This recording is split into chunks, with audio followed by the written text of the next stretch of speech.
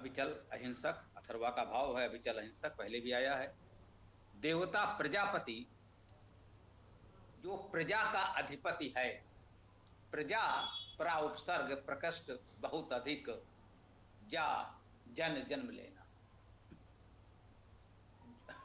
ना। जो भी बहुत से लोग जन्मे हैं वे सब तो प्रजा हैं, और इन सभी प्रजाओं का एक अधिपति है, वो प्रजापति है। तो इसका देवता प्रजापति है, अर्थात ईश्वर को प्रजापति के रूप में इस मंत्र में तो वर्णित किया जा रहा है। हम प्रजापति परमेश्वर से प्रार्थना कर रहे हैं। ओम पश्येम शरदः शतम, जीवेम शरदः शतम, बुद्धेम शरदः शतम, रोहेम शरदः शतम, पूषेम शरदः शतम, भवेम शरदः शतम, भूयेम शरदः शतम, भूयसी शरदः शतात्। हम देखें 100 वर्ष तक, हम जीवें 100 वर्ष, 100 वर्षों तक बोध हो, बढ़ें चढ़ें 100 वर्ष, पोषण हो 100 वर्ष तक, हम होवें 100 वर्ष, हम हो ही 100 वर्ष, बने रहें 100 वर्ष। अति सुंदर प्रार्थना, सक्रिय समर्थ दीर्घ जीवन की कामना, और इतना सरल, इसके किसी व्याख्या की कोई आवश्यकता नहीं। सामान्यता हम में से लगभग सभी लोग, मैं कहूंगा, केवल मूल वेद पाठ वेद मंत्र को पढ़कर ही उसका संपूर्ण अर्थ समझ गए होंगे। सबके लिए बोधगम्य है, अति सुगम है, सरल है। तो इसमें किसी का भी अर्थ बताने की कोई आवश्यकता नहीं है, अति सरलता से इसको समझ लेते हैं। पश्येम देखें, पश्य दृश्य धातु देखना, शरदः शतम 100 शरद तक, शरदः शरत शतम 100। तो क्या कह रहे हैं, 100 शरद तक देखें, जीवे में शरदा शतम, 100 शरद तक जीवन हो, बुद्धे में शरदा शतम, 100 शरद तक हमें बोध हो, बुद्धिमान रहें, समझते रहें। रोहेम शरदः शतम, 100 शरद तक रोहेम आरोहण करें, बढ़े चढ़ें। पूषेम शरदः शतम, 100 वर्षों तक पोषण हो। भवेम शरदा शतम, हम 100 वर्षों तक होते रहें, उत्पन्न होते रहें, बने रहें। भूयेम शरदा शतम, यहां भी वही भू धातु भूयेम है, भवेम और भूयेम लगभग एक ही बात है, थोड़ा सा जो प्रत्यय का अंतर है। वही कह रहे हैं, भवेम शरदा शतम, 100 शरद तक हूं, भूयेम शरदा शतम, 100 शरद तक बने रहें। भूयसी शरदा शतात, भूयसी शरदा शतात को भी अर्थ ऐसे कर सकते हैं, 100 शरद तक होते रहें, या भूयसी अव्यय के रूप में भूयसी का अर्थ होता है पुनः पुनः बार बार। शतात 100 से ये भी कहा जा रहा है, भूयसी शरदा शतात, भूयसी का अर्थ यहां पर बहुत बार बार लें तो कह सकते हैं 100 शरद से अधिक भी। 100 वर्षों के 100 शरद के जीवन की कामना तो वेद में सामान्यता की गई है कि 100 वर्षों का जीवन प्राप्त कर लें, तो यह पूर्ण जीवन है।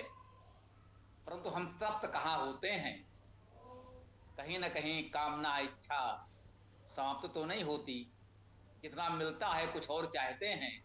तो 100 वर्षों का जीवन वेद में आदर्श कल्पित है, फिर भी यहाँ अंतिम चरण में आते आते कह ही दिया भाई 100 वर्षों से भी कुछ अधिक हो जाए तो क्या कहना, अति उत्तम।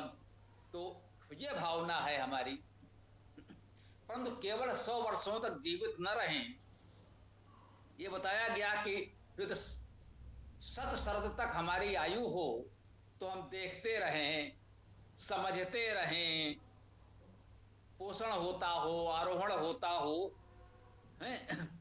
तो अर्थात जीवन सक्रिय हो, हमारे शरीर की इंद्रिया अंग प्रत्यंग स्वस्थ सानंद समर्थ हो, कार्य करते रहें, तभी 100 वर्षों का जीवन या उससे अधिक का जीवन सार्थक है। ये कामना वेद में सर्वत्र की गई है कि जितना भी जीवन मिले वो सक्रिय जीवन हो, स्वस्थ समर्थ जीवन हो, निष्क्रिय जीवन न हो, ये कामना की गई है। इस सूक्त में हमें यदि कुछ समझने योग्य था तो बस इतनी सी बात। एक बात और छोटी सी,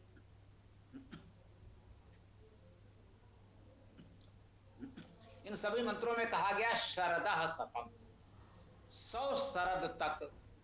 तो जैसा कि अभी जो वेदायन में भाष्य किया गया है, जो मंत्रार्थ भावार्थ लिखा गया है, वो भी आपके समझ पढ़ा गया, आपने सुना। आयु को हम ऋतुओं से व्यक्त करते हैं। एक बार ऋतु चक्र पूरा हो जाता है तो 1 संवत्सर की अवधि पूर्ण हो जाती है। अब उस संवत्सर को ऋतुओं से जाना जाता है। जैसे इस समय बहुत प्रचलित है, हम लोग कहते हैं भाई कितनी आयु है, इतने वर्ष, इस घटना को कितने समय हुआ, इतने वर्ष हो गए, इतने वर्ष बीत गए। तो इस समय हम इस संवत्सर को सामान्यतः वर्षा से व्यक्त करते हैं, वर्ष शब्द का प्रयोग कर रहे हैं। वेद में बहुधा शरद का प्रयोग हुआ है, इतने शरद तक, अर्थात शरद ऋतु का विशेष महत्व रहा है। अभी भी वसंतादि वर्ष होता है, बहुधा वर्ष हम देखते हैं बसंत ऋतु से प्रारंभ होता है, मधुमास चैत्र मास से प्रारंभ होता है, परंतु देश के अनेक प्रांतों में शरद ऋतु से वर्ष का प्रारंभ होता है। वो कार्तिकादि वर्ष होता है, अर्थात उनका वर्ष कार्तिक मास से शरद ऋतु से प्रारंभ होता है। तो बसंत ऋतु से भी वर्ष प्रारंभ होता है देश के अनेक भागों में, अनेक भागों में शरद ऋतु से प्रारंभ होता है। साहित्य में हम लोगों ने पढ़ा है, आयु इतने वसंत देखी, इस आयु में कितने वसंत देखे, अर्थात उनकी आयु इतने वर्ष है, इतने शरद है, इतने वसंत है। तो आयु की अभिव्यक्ति, समय की अभिव्यक्ति हम लोगों ने सामान्यतः बसंत ऋतु से, वर्षा ऋतु से, शरद ऋतु से की है। वेद में शरद का प्रयोग ही अधिकतर हुआ है। तो इससे इतना समझा जा सकता है कि वैदिक काल में संभवतः वर्ष का प्रारंभ शरद ऋतु से कार्तिकादि मास की प्रधानता रही हो। इससे इतना अनुमान हम कर सकते हैं कि जो वर्ष की गणना कर रहे हैं शरद शब्द से कर रहे हैं, तो हो सकता है शरद ऋतु से, कार्तिक मास से वर्ष का प्रारंभ करने की परंपरा रही हो। उस समय 9 संवत्सर कार्तिक मास से ही अधिकतर मनाया जाता रहा हो। अभी भी कार्तिक मास के प्रारंभ से, कार्तिक शुक्ल प्रतिपदा से दीपावली पर्व के साथ नए बही खाते आदि बनाने, चलाने, नववर्ष मनाने की परंपरा है। बहुत से क्षेत्रों में अधिक प्रमुखता से है। अन्यथा जहां बसंतादि नववर्ष है, चैत्रादि नववर्ष है, चैत्र मास से भी वर्ष का प्रारंभ होता है, वहां भी शरद शारदीय नववर्ष की परंपरा अर्थात दीपावली कार्तिक शुक्ल प्रतिपदा से बही खाते आदि को नवीन करने की परंपरा तो वहां भी है जहां बसंत से नववर्ष का प्रारंभ किया जाता है। तो इससे हमको प्रतीत होता है कि शरद ऋतु से नववर्ष प्रारंभ करने की परंपरा संभवतः अधिक प्रबल रही है। हो सकता है वैदिक काल में वही रहा हो, अधिक प्राचीन हो। ये हमारा मुख्य विषय नहीं है।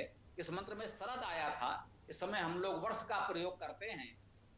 तो एक मन में आया कि ये बात भी आपके समझ प्रस्तुत कर देते हैं। मैं इसको किसी तर्क प्रमाण या अपने किसी मत के रूप में नहीं रख रहा हूं, केवल एक विचार आया तो व्यक्त कर दिया। अन्यथा यह विषय तो पंचांगकारों का है, ज्योतिर्विदों का है, जो हमारे ज्योतिषी हैं, ज्योतिर्विद्या के जानकार हैं, जो पंचांगकार हैं। इस पर तो उनकी बात ही हमें स्वीकार्य होगी। हम इस पर पृथक से, अलग से अपनी कोई राय, कोई मत नहीं देना चाहते हैं। मैं समझता हूं इस सूक्त के लिए इतनी चर्चा पर्याप्त है। आगे आप लोग अपनी बात को आगे बढ़ा सकते हैं। यदि किसी का कोई प्रश्न है, कोई विषय है, कुछ भी कहना चाहें। सूक्त तो अति सरल था, तो आगे जो भी बात करना चाहें कर सकते हैं।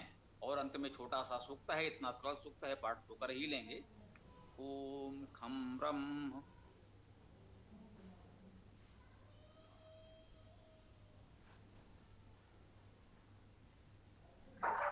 गुरुजी, इसमें सिर्फ 100 वर्ष की बात क्यों की गई है?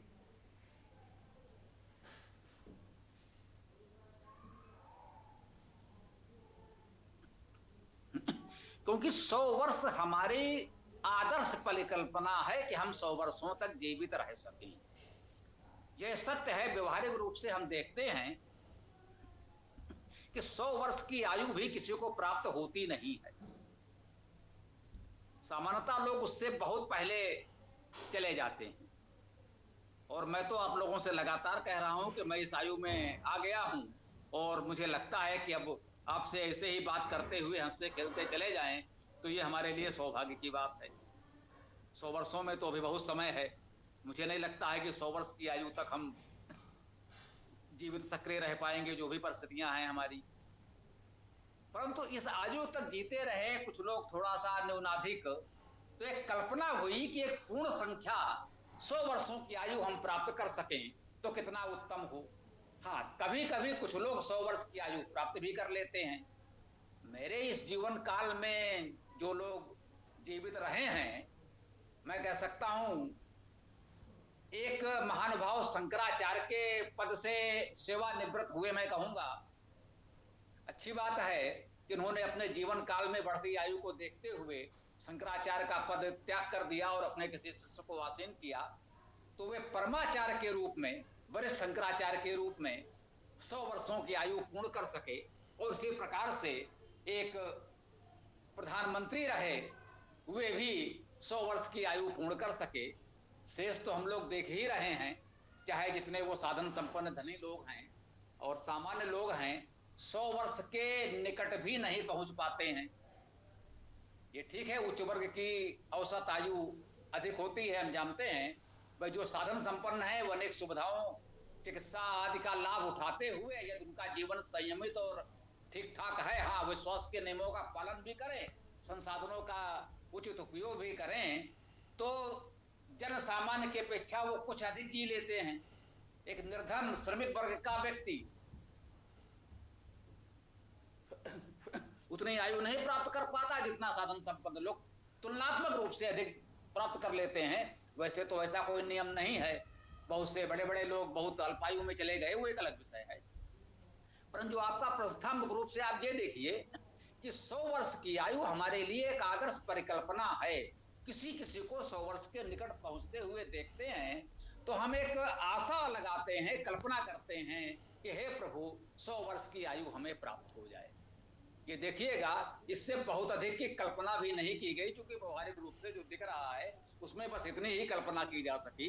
यदि 100 वर्षों का सक्रिय स्वस्थ सानंद जीवन प्राप्त हो जाए तो ईश्वर की बड़ी कृपा है। इसमें मुझे इतना ही निवेदन करना था। ओम। जी गुरुजी।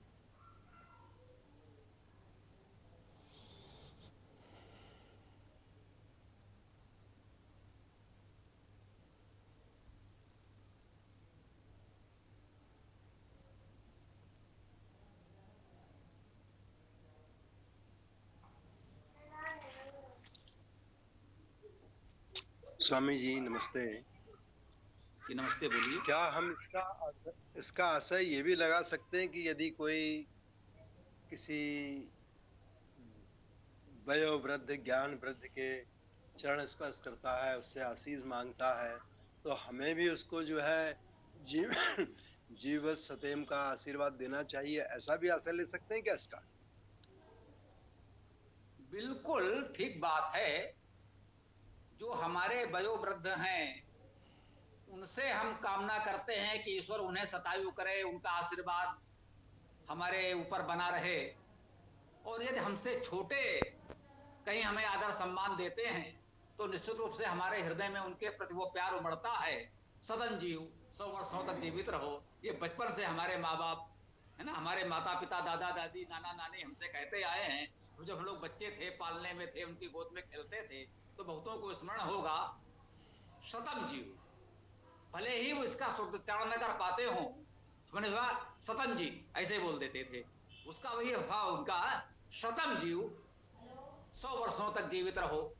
ये तो हमें 100 से आशीर्वाद बड़ों का मिला है और ये परंपरा है, बनी रहनी चाहिए। अति उत्तम। ओम। धन्यवाद आचार्य जी, स्वामी जी। आचार्य जी, स्वामी भीष्म जी 125 साल के हुए और अभी पद्म विभूषण जिसको दिया था 125 साल उनकी भी उम्र थी। और ये तो नजदीक की बात है। और इससे पहले महाभारत टाइम में या उससे पहले भी ऋषि मुनियों के ऐसा कुछ हमने पढ़ा है कि उनके दीमक लग जाती थी, और ये ऐसा क्या हो सकता है?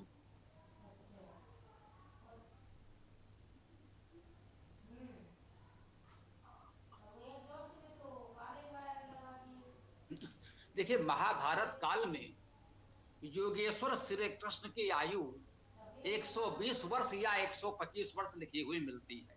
अधिकांशतः 125 वर्ष लिखी है, कहीं कहीं 120 है। तो 120 या 125 वर्ष हम मान सकते हैं योगेश्वर श्री कृष्ण की आयु। या उनके समकक्ष कुछ अन्य लोग भी जिन्हें हम भीष्म पितामह के रूप में जान रहे हैं।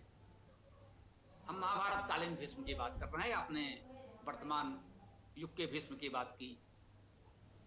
तो वही मैंने कहा कि उच्च वर्ग की सामान्यता आयु जन सामान्य से कुछ अधिक होती है। तो कितना 100 वर्ष की कामना करते थे जो योगेश्वर श्री कृष्ण हैं। प्रारंभ से ही वो इतने योगी, तपस्वी, संयमी हैं और ईश्वर की कृपा से राजकीय सुख सुविधाएं भी प्राप्त हैं। तो 120-125 वर्ष की आयु उन्हें प्राप्त हो सकी। तो इस तरह के जो उत्तम साधक हैं, तो बिल्कुल हम कह सकते हैं कि भाई 100 वर्ष की हमने कामना की है। और उसमें यही तो कहा भूयसी सरता सता। अंत में एक छोटी सी चिरौरी विनती हमने कर ही ली, प्रभु हो सके तो इससे कुछ अधिक भी हो जाए, सवाया हो जाए। अध्यात्म में यही कहते हैं 99 के फेर में मत पड़ो, यहाँ तो सवा देने की परंपरा है। तो कहीं ना कहीं एक छोटी सी अनुनय विनय हमने कर ही लिया, भाई हो सके तो इससे कुछ अधिक हो जाए। कुछ अधिक का अर्थ यही तो हुआ कि 125 वर्ष भी अगर हो जाए तो ये अपने आप में बहुत बड़ी बात होगी। दृढ़ता से तो हमने 100 वर्ष ही कहा, लेकिन अंत में कह दिया भाई कुछ अधिक हो जाए तो और अच्छा। तो सामान्यता इसको व्यवहारिक कहा जा सकता है। आधुनिक युग में भी कुछ पढ़ने को मिला, अपने देश में न सही कुछ अन्य देशों में, कि कुछ लोगों की आयु 125 वर्ष या उससे कुछ अधिक। कभी कभी आता है विश्व के सर्वाधिक वृद्ध व्यक्ति या विश्व के सर्वाधिक आयु के व्यक्ति का निधन हुआ, तो उनकी आयु कहीं कहीं इस प्रकार से मिल जाती है। लेकिन हम देख रहे हैं कि अपवाद ही तो हैं। अरबों की जनसंख्या में कोई एक व्यक्ति कहीं ऐसा निकलता है तो स्वाभाविक है। और वो भी ऐसा भी नहीं है कि उससे कोई कई गुना अधिक हो जाए। बस इतना ही है कि भूयसी सरदा सतात को सार्थक करता है। अच्छी बात है, हम सबको प्रयास करना चाहिए। यदि उचित हमारा खान पान, रहन सहन, आध्यात्मिक संयमित जीवन हो, उचित सुविधाएं हो, अनावश्यक कोई दुर्घटना, रोग आदि से ग्रस्त ना हो, तो हो सकता है 100-125 वर्ष का जीवन हमको आपको प्राप्त हो जाए। तो यही तो कहा जा रहा है। इसमें मैं समझता हूँ बहुत अंतर तो नहीं है। अब रह गई बात उन पौराणिक कथाओं की कि कोई राजा हजारों वर्ष तक शासन करता है, कोई कथित तपस्वी हजारों वर्ष तक तप करता है, तो उसके विषय में तो कुछ ना ही कहा जाए तो अच्छा है ना। तो मैं समझता हूं वो तो फिर बहुत बड़ा विषयांतर हो जाएगा।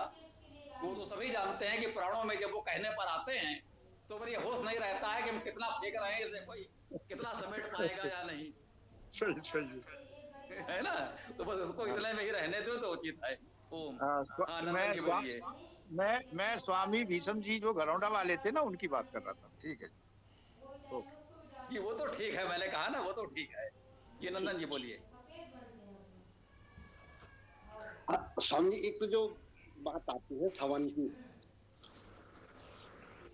जीवन के 3 सवन, और प्रातः सवन उसको 36 वर्ष आंका गया है, और माध्यम दिन सवन उसको 44, और साय सवन वो है 48 वर्ष का। इस प्रकार वहां पर हम वर्षों का योग करें तो वो हमारा 116 वर्ष बनता है। और कृष्ण जी के जीवन की बात आती तो 120-25 वर्ष उनकी जीवनी पढ़ने में आती है, और उस समय बताते हैं कि वासुदेव जीवित थे। एक तो ये बात है। और दूसरी बात, आशीर्वाद के रूप में एक मंत्र का और प्रयोग किया जाता है, वो त्रायुषम जमग्ने कश्यप से त्रायुषम यद देवेश त्रायुषम तन्नो अस्तु त्रायुषम। हम जो हमारी आयु है उसकी तिगुनी आयु की हम कामना करते हैं, अब वो 80 हो 100 हो जो भी हो। तो इन हम पुराणों की बात नहीं करते, हम तो वेद की बात करते हैं। तो वेद के आधार पर ये क्या है?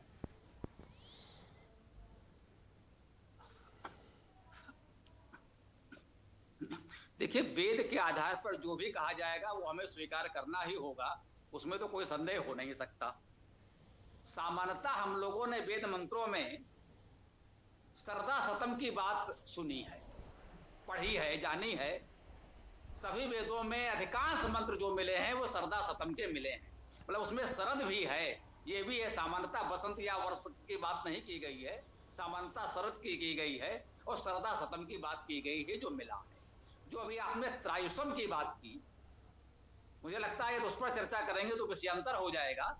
थोड़ा सा धैर्य रखा जाए, जब वो मंत्र आएगा, वेदायन में है ना, जब उचित स्थान पर वो मंत्र आएगा तो उस पर हम लोग गंभीरता से और विस्तार से चर्चा कर सकेंगे। मुझे लगता है आज के लिए यही उपयुक्त होगा।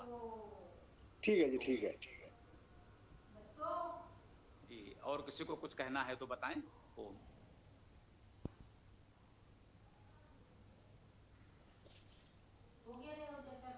स्वामी जी, जैसे हम किसी वृद्ध के पास जाते हैं प्रणाम करने, तो क्या हम उनके साथ ये भी कामना करते हुए उनको सांत्वना दे सकते हैं कि हम चाहते हैं कि आप शतायु हो, अधिक लंबी उम्र जिए? क्या ऐसा उनके साथ में संभाषण कर सकते हैं? अवश्य कर सकते हैं, करना ही चाहिए। हम लोग यहाँ पर कानपुर में हैं, आर्य समाज की परंपरा में ही नियमित घरों में हवन होता था, उसे हम लोग पारिवारिक सत्संग कहते हैं। कोई आर्य समाज उस मोहल्ले में नहीं बनाया गया अलग से। इस रविवार को इनके यहाँ, अगले रविवार को उनके यहाँ, इस तरह से ये परंपरा एक लंबे समय से चली आ रही थी।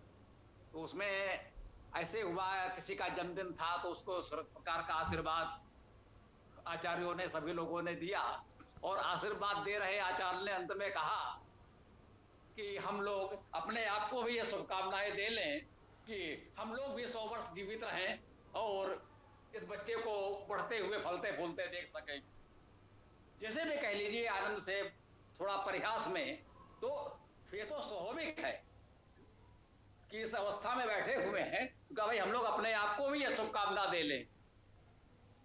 ये कामना तो सबकी होती है, इच्छा होती है और होनी ही चाहिए, इसको हमें करते रहना चाहिए। कहीं ना कहीं इसका कुछ लाभ भी होता होगा, भाव भी पड़ता होगा, इसको भी नकारा नहीं जा सकता। ओम।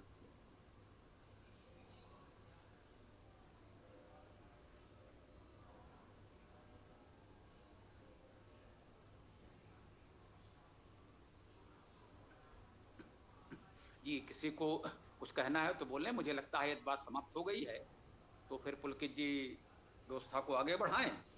छोटा सा सूक्त है, चाहे तो पढ़ लें या ओम मंत्र के साथ समापन करें, समय भी हो ही रहा है। हाँ, कोई सज्जन कुछ कहना चाहे तो देखा जा सकता है, कोई सी बात नहीं है, कोई महत्वपूर्ण बात हो, अन्यथा पुलकित जी अब इसको देखें और समापन करें। ओम। जी गुरु जी, मैं पाठ कर देता हूँ गुरु जी इसका छोटे से का, क्योंकि सभी करेंगे तो फिर बहुत समय लगेगा, तो उसके बाद समापन कर देंगे। ओम पश्येम शरदं शतम्, ओम जीवेन शरदः शतम्, ओम बुद्धेम शरदः शतम्, ओम रोहेम शरदः शतम्, ओम पूषेम शरदः शतम्, ओम भवेम शरदः शतम्, ओम भूयेम शरदः शतम्, ओम भूयसी शरदः शतात्। हम देखें 100 वर्ष तक, हम जीवें 100 वर्ष, 100 वर्षों तक बोध हो, बड़े चढ़े 100 वर्ष, पोषण हो 100 वर्ष का, हम होवे 100 वर्ष, हम हो ही 100 वर्ष, बने रहें 100 वर्ष। जी, तो मैं समापन कर देता हूँ इच्छा का। ओम योऽसो आदित्ये पुरुषः, सो असो अहम्, ओम खं ब्रह्म, ओम खं ब्रह्म। सभी साथियों को सादर प्रणाम, नमस्ते।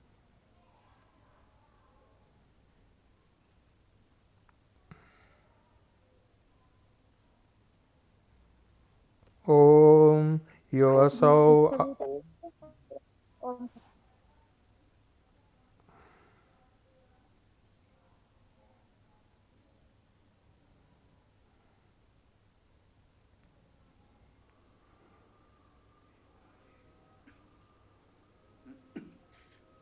तो ठीक है, कल हम लोग पुनः 7:30 बजे वेद कक्षा में मिलते हैं। तब तक के लिए स्वस्ति, कल्याणमस्तु, शुभमस्तु। ओम नमस्ते, ओम खं ब्रह्म। खं ब्रह्म। ओम नमस्ते सभी को। ओम खं ब्रह्म।